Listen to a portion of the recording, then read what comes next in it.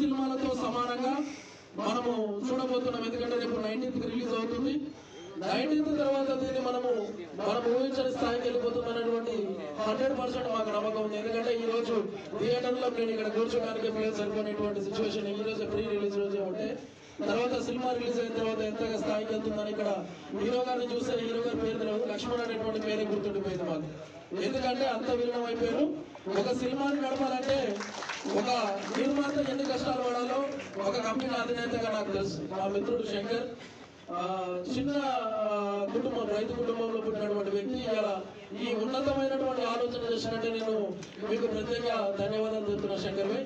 ఎందుకంటే ఒక సినిమా తీయించడం అంటే ఇక్కడ ఉన్నటువంటి ప్రతి ఒక్కరి ఎఫెక్ట్ ని, వాళ్ళ జీవితాన్ని త్యాగం చేస్తూ వారు ప్రతిరోజు జీవనోపాధిని వదిలేస్తూ ఈ దీనికోసం టైంని కేటాయించడం అంటే మనం అనుకున్నటువంటి అంత ఆసామాసి కాదు. ఎందుకంటే మనం ఏదైనా పని వదిలేసి 2 రోజులు పక్కకు పోయి దేనికోసం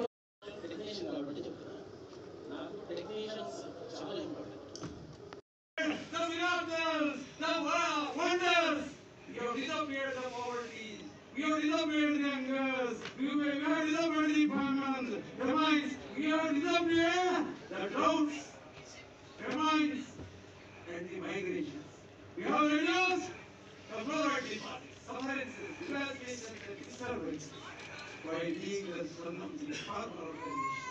We are proud of being the right people.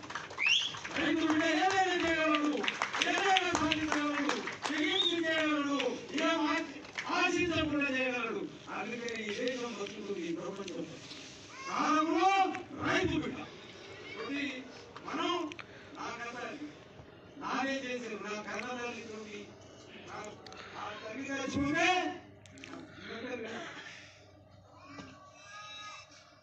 అడుగు అంటా ఉంది.